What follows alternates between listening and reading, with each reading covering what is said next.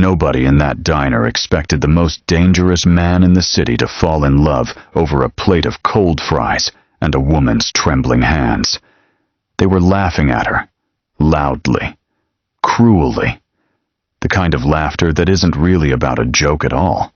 It's about power, about making sure everyone in the room knows exactly where they stand, and exactly where she doesn't. And in the middle of that laughter, in the middle of her humiliation, a man in a black wool coat set down his coffee cup, stood up without a word, crossed the entire length of the diner, and kissed her in front of every single person who had just called her worthless. Nobody moved. Nobody breathed, because everyone in that city knew his name, and everyone in that city knew that Damiano Cross did not touch what he did not intend to keep. Her name was Odessa Marlowe, and 3 months ago she had been an entirely different woman. Not physically. She still carried the same soft, generous curve she'd had her whole adult life, the same dark curls that refused to stay pinned, the same tired brown eyes that had learned to look at the floor a little too often. What had changed was quieter than that.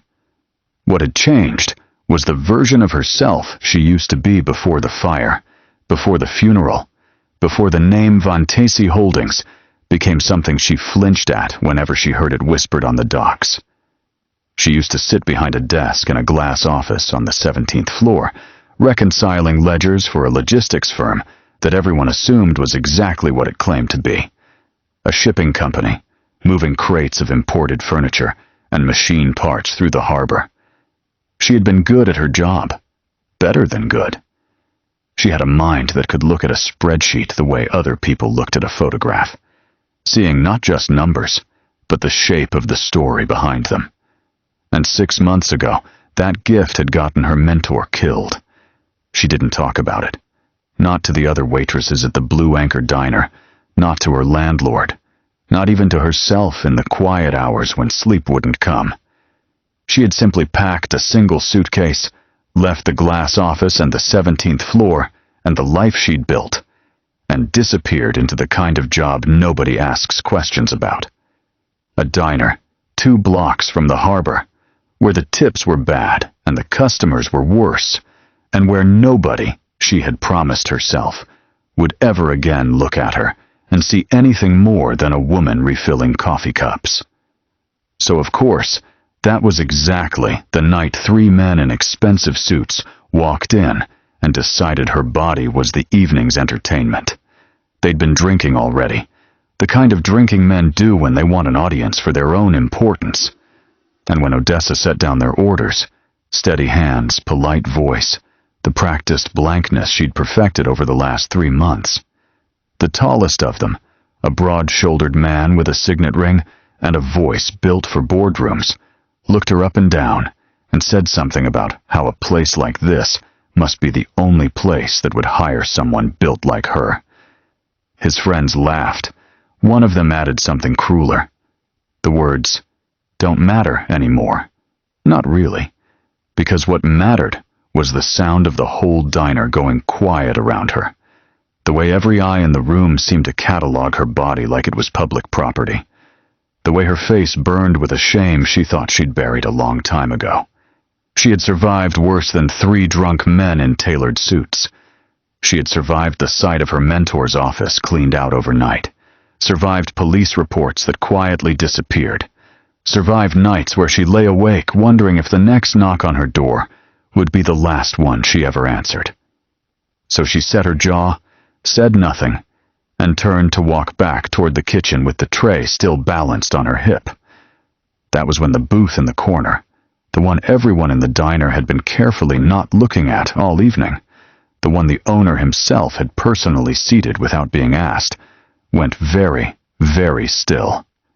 Damiano Cross had been sitting in that booth for 40 minutes, drinking black coffee he hadn't touched in the last 10, watching the door in the reflection of the window, the way he watched every door in every room he ever entered.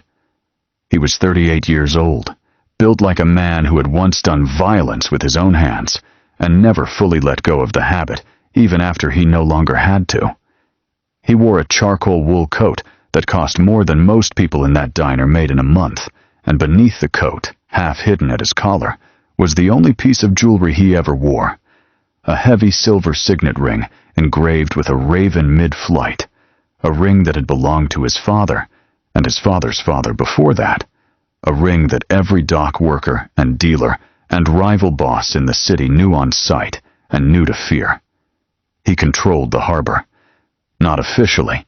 Officially, he owned a shipping consultancy and 3 restaurants and a construction firm that had somehow won every major contract on the waterfront for the last decade. But everyone who mattered knew what Damiano Cross actually controlled, and everyone who mattered knew better than to say it out loud.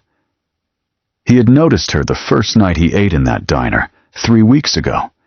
Not because she was beautiful, though she was, in a way that had nothing to do with the current fashionable idea of beauty, and everything to do with warmth, with the way she moved like she was trying to take up less space than she deserved to take. He'd noticed her because she was careful, because she watched the room the way people only watch a room when they've learned, somewhere, sometime, that rooms can turn dangerous without warning. He recognized that particular kind of vigilance. He had it himself.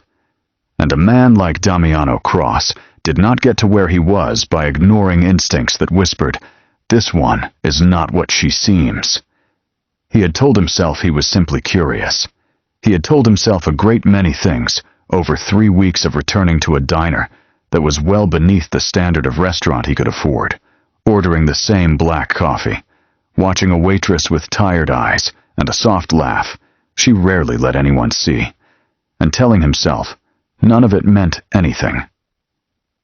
And then 3 men in suits decided to humiliate her in front of a room full of strangers, and every careful lie he'd been telling himself burned away in an instant of pure, cold fury. He stood. The diner noticed the movement the way a herd notices a predator rising from the grass, an instinctive stillness rippling outward from the booth in the corner. He crossed the floor without hurrying, because men like Damiano Cross never hurried. Hurrying was for people who feared consequences, and he had spent 20 years making sure other people feared his. He stopped in front of Odessa, who had gone rigid with the tray still in her hands, her eyes wide with a confusion that hadn't yet turned to fear. And he looked at her, really looked at her, the way no one had looked at her in longer than she could remember, like she was the only person in the room worth seeing. And then he reached up, cupped her face in one hand, with a gentleness that seemed almost impossible given the size and weight of that hand, and kissed her. It wasn't performative. That was the strange thing, the thing that would take Odessa days to understand. It wasn't a show of ownership or a display of dominance for the benefit of the men who had mocked her, even though it accomplished exactly that. It was slow and careful, and it tasted like something neither of them had planned for. And when he finally pulled back, his forehead resting against hers for one suspended second, the diner around them had gone so silent you could hear the coffee machine hissing in the kitchen. Then he turned his head, just slightly, toward the booth of men who had gone pale as ghosts, and he said 4 words in a voice so quiet and so controlled that it was somehow more frightening than shouting could ever be. Apologize to her. Now. They did. All 3 of them, stammering, stumbling over themselves to get the words out, because every one of them recognized the ring on his hand and understood, with the sudden sick clarity of men who have just made a catastrophic mistake, exactly whose woman they had just insulted. Before we go any further into this story, if dark tales of obsession, power, and dangerous men who fall harder than anyone expects are exactly your kind of addiction, make sure you hit that like button and subscribe to the Mafia Boss Stories, because trust me, this is only the beginning of what Damiano Cross is willing to do for a woman he has no business wanting. And tell me in the comments, if a man like that walked across a room for you, would you let him? Odessa didn't sleep that night.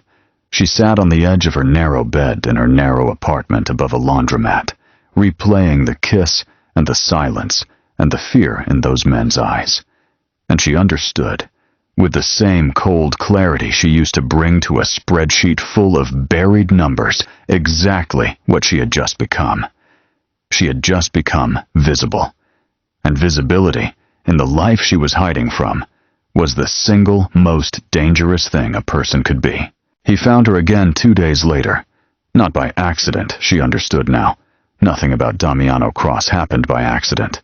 Waiting outside the diner after her shift in a black car with tinted windows, and a driver who didn't look at her once. He didn't get out. He simply rolled down the window and asked, in that same quiet, controlled voice, if she would let him drive her home. She should have said no. Every instinct that had kept her alive and unnoticed for 6 months screamed at her to say no. Instead, she found herself sliding into the leather seat beside him, telling herself it was only because refusing felt more dangerous than accepting, though some smaller, more honest part of her knew that wasn't the whole truth. He didn't touch her that night. He didn't ask for anything. He simply asked her questions. Where she was from, what she used to do before she started waiting tables 2 blocks from the harbor he owned. Why a woman with a mind sharp enough to correct his driver's route in under a second was pouring coffee for men who didn't deserve to be in the same room as her. She deflected every question with the practiced ease of someone who had been deflecting for months. And he let her. That was what unsettled her the most. He let every lie sit unchallenged, watching her with those dark, patient eyes, like a man perfectly content to wait for the truth to arrive on its own schedule. Over the following weeks, something began to happen that neither of them had planned for, and neither of them could quite stop. He kept appearing. Not aggressively. Not in the way she expected a man like him to pursue something he wanted. He simply became present, a fixed point in her carefully hidden life. He'd be in the corner booth 3 nights a week. He'd have his driver waiting when her shift ended in the rain. He never pushed past a boundary she set. And slowly, terrifyingly, she began to realize that his restraint frightened her more than aggression ever could have. Because restraint meant he was choosing, again and again, not to take what he could easily have taken. And a man who chose that, again and again, was a man whose interest was not a passing thing. She told herself she wouldn't fall for it. She told herself every single day that she was a woman, hiding from a war she barely understood, that she could not afford to let herself be seen by anyone, least of all by a man whose entire existence was built on being seen, feared, and obeyed. But there is only so long a person can hold themselves apart from warmth once they've been living in the cold, and Damiano Cross was, in his own dangerous way, warm. Warm in the way he remembered she liked her coffee before she'd told him twice. Warm in the way he noticed the specific tremor in her hands on nights she was more tired than she let on. Warm in the way he never once, not a single time, made her feel like her body was something to be commented on rather than simply hers. There were nights, in those strange in-between weeks, when Odessa almost let herself believe she could keep both lives separate. The waitress who poured coffee at the Blue Anchor, and the woman who sat in the passenger seat of a black car, watching a man who ran half the harbor go quiet and thoughtful in her presence, in a way none of his own men had ever seen. She learned things about him slowly, the way you learn the shape of a room in the dark, one careful step at a time. She learned that he'd taken over the family business at 26, far younger than he should have had to, after his own father was gunned down outside a restaurant, not unlike the ones Damiano now owned 3 of. She learned that he read poetry he never admitted to reading, that he kept a single photograph of his mother in his desk drawer and nowhere else, that the calm, controlled voice he used on everyone else dropped half an octave and lost its edges completely when he spoke to her in the quiet after midnight. She learned that beneath the raven ring and the tailored coats, and the reputation that made grown men go pale in diners. There was a boy who had been forced to become something hard long before he was ready, and who had spent every year since convincing himself that hardness was the only shape he was allowed to take. And he learned her too, in the same slow, careful way. He learned that she hummed under her breath when she thought no one was listening, old songs her mother used to sing. He learned that she flinched, just slightly, every time a car idled too long outside a building she was in, a flinch she tried and failed to hide, and that told him more clearly than any confession could have that whatever she was running from had teeth. He learned that she was fiercely, stubbornly proud, in a way that had nothing to do with vanity. She would rather go without than accept charity, rather stay silent than admit she was frightened, rather work a double shift on aching feet than let anyone see her as anything less than capable. He found himself, more than once, biting back the urge to simply solve her problems for her with the resources at his disposal, because he understood, with the same instinct that had kept him alive through 2 decades of war on the docks, that a woman like Odessa did not want to be rescued. She wanted to be seen. And so, instead of solving anything, he simply stayed, present, patient, unhurried, and let her decide in her own time how much of herself she was willing to hand him. It was Julian Reyes who first noticed the change in his boss, and it was Julian Reyes who first began asking careful, needling questions about the woman from the diner.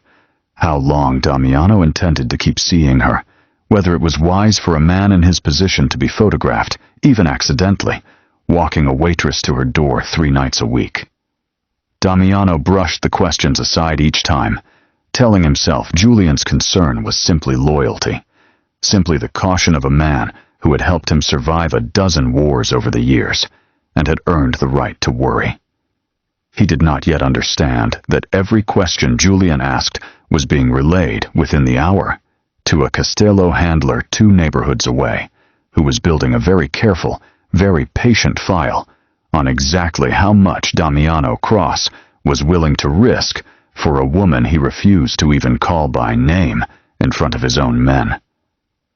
It was on a night 3 weeks after the kiss that everything she had run from finally caught up to her, and it happened in the last place she expected, inside Damiano's own world. He had invited her, against every instinct of caution he possessed, to a private dinner at one of his restaurants after hours, a rare, unguarded evening where the staff had been sent home, and it was only the 2 of them and a bottle of wine neither of them finished. And it was there, in the quiet, that his second-in-command, a lean, watchful man named Julian Reyes, who had served Damiano for nearly a decade, arrived unannounced with a leather folder and a carefully neutral expression that Damiano, who had spent his whole life reading faces for danger, should have recognized immediately as a lie. Julian claimed the folder contained shipping discrepancies from a rival family, the Castellos, longtime enemies of the Cross organization, who had been quietly expanding their reach into the harbor for the past year. He claimed Damiano needed to see the numbers immediately. What Julian did not expect, what nobody in that room could have predicted, was that Odessa, sitting quietly at the edge of the table, sipping wine she'd barely touched, would glance at the open page upside down across the table and go completely, utterly still. She recognized those numbers, not the specific figures, but the pattern beneath them, the particular rhythm of a ledger built to hide money moving somewhere it shouldn't. She had seen that exact structure before, 8 months ago, in the final weeks before her mentor was killed. A nested system of shell invoices designed to launder money through construction contracts. Contracts that, she now realized with a plunging, sickening certainty, bore Julian Reyes's own initials buried 3 layers deep in the paperwork. She said nothing. Not yet. She had learned in 6 months of hiding that the moment you reveal what you know, is the moment you become disposable to the people who need it, kept quiet. But Damiano, who had spent 20 years reading every flicker of expression on every face across every negotiating table he'd ever sat at, saw the color drain from hers, and he knew, the way he knew almost everything about her without being told, that she had just seen something that mattered. He didn't ask her about it that night. He walked her home in silence, kissed her good night at her door with a tenderness that made her chest ache, and then, the moment she was safely inside, he returned to his car and sat with Julian Reyes's folder in his lap for 3 hours, turning over every possibility until the sun came up, and he understood, with a cold fury that made the night of the diner look gentle by comparison, that the man he had trusted longer than almost anyone alive had been feeding information to the Costellos for months, including information about the woman Damiano had, without ever quite admitting it to himself, fallen in love with. In the 2 days that followed, Odessa felt the weight of what she'd seen pressing down on her like a stone she couldn't set down. She replayed the shape of those numbers on Julian's page 100 times, checking and rechecking her own memory against the ghost of every ledger she'd ever studied, until she was certain as she had ever been about anything in her professional life, that the pattern was not coincidence.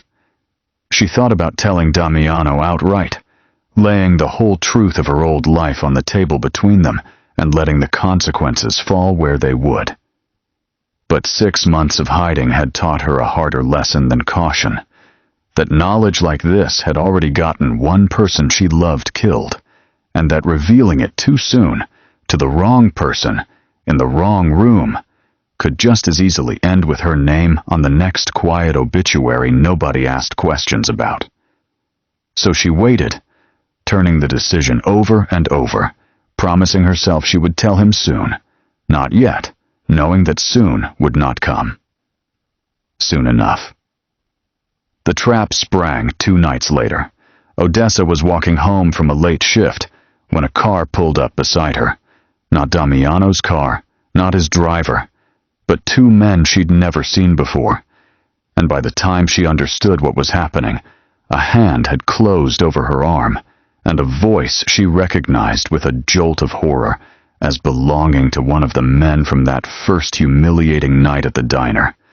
A man who, it turned out, was not simply a drunk businessman, but a Costello lieutenant, testing whether Damiano Cross had finally developed a weakness worth exploiting, was telling her very calmly that she was going to help them send a message.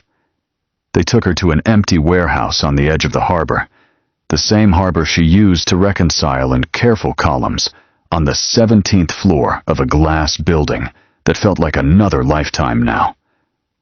They tied her hands and told her, with the casual cruelty of men who did this often enough to have grown bored of it, that Damiano Cross would trade everything he owned for a woman like her, and that tonight they were finally going to find out exactly how much a man like that could bleed.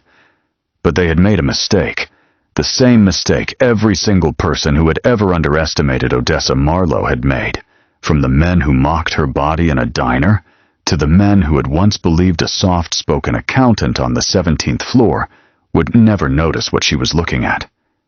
Because while they left her tied in a warehouse office, arguing amongst themselves about timing and leverage, and how much pain would be enough to send the right message, Odessa's eyes had already found the filing cabinet against the far wall, the same nested ledger structure she'd recognized in Julian's folder, printed and stacked in neat, damning rows, because the Costellos, like every criminal organization that has ever existed, could not resist keeping records of exactly how they moved their money.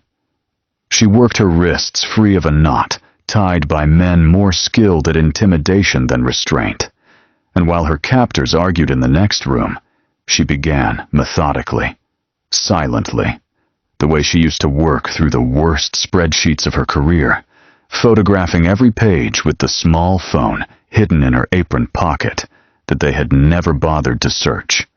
Because to them, she was never anything more than a waitress, a soft, overlooked woman who posed no threat at all. It was the same underestimation that had humiliated her in that diner 3 weeks earlier. Tonight, it would be the thing that saved her life. Damiano arrived 40 minutes later with a small army of men and a fury so absolute that the warehouse guards who saw him coming simply dropped their weapons and ran rather than face him. He found Julian Reyes there too, arrived ahead of him, unable to resist watching his betrayal play out in person. And the look on Damiano's face when he saw the man he'd trusted for a decade standing calmly beside the men who had taken Odessa was something none of his own soldiers had ever witnessed before. Not rage, but something colder and infinitely more final. He didn't touch Julian. That would have been too easy, too quick, and Damiano Cross did not deal in mercy disguised as speed. He simply looked at him, said nothing at all, and let the silence do what silence had always done best in Damiano's world. It made Julian understand, in the space of that single unbearable pause, exactly what was coming for him, and exactly how long he would have to wait for it. But it was Odessa, hands still raw from working herself free, who stepped forward with her phone held out, and said the words that changed everything. Not a plea, not a sob, but a steady, level statement that this warehouse, these ledgers, this entire operation could be unraveled with the evidence now sitting in her photographs. Evidence that would not only expose the Castellos' laundering scheme, but confirm every one of Julian's fingerprints buried inside it. She had spent 6 months hiding from exactly this kind of power. Tonight, for the first time since the fire that took her mentor's life, she used it instead of running from it. In that warehouse, in the last moments before Damiano's men moved in to clear the building, Odessa looked at the man who had taken her, the same lieutenant who had mocked her in the diner 3 weeks earlier, and felt something shift inside her that she hadn't expected to feel. Not fear, not anymore, but a kind of steady, burning clarity. He had underestimated her twice now. He would not get a third chance. She held her recovered phone against her chest like a shield made of evidence instead of steel, and when Damiano finally reached her, cutting the last of the rope from her wrists with his own hands, she was not shaking. She was the calmest person in the room. The weeks that followed unraveled the Castello operation from the inside out, piece by piece, exactly the way Odessa had once unraveled columns of numbers no one else could read.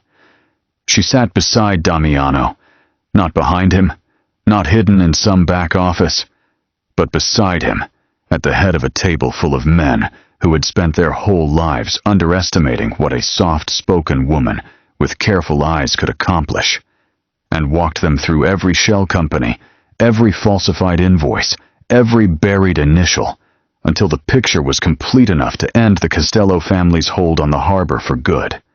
It was the first time in 6 months that Odessa had used the thing she was best at instead of running from it, and something in her chest that had been clenched tight since the night of the fire finally, slowly, began to loosen.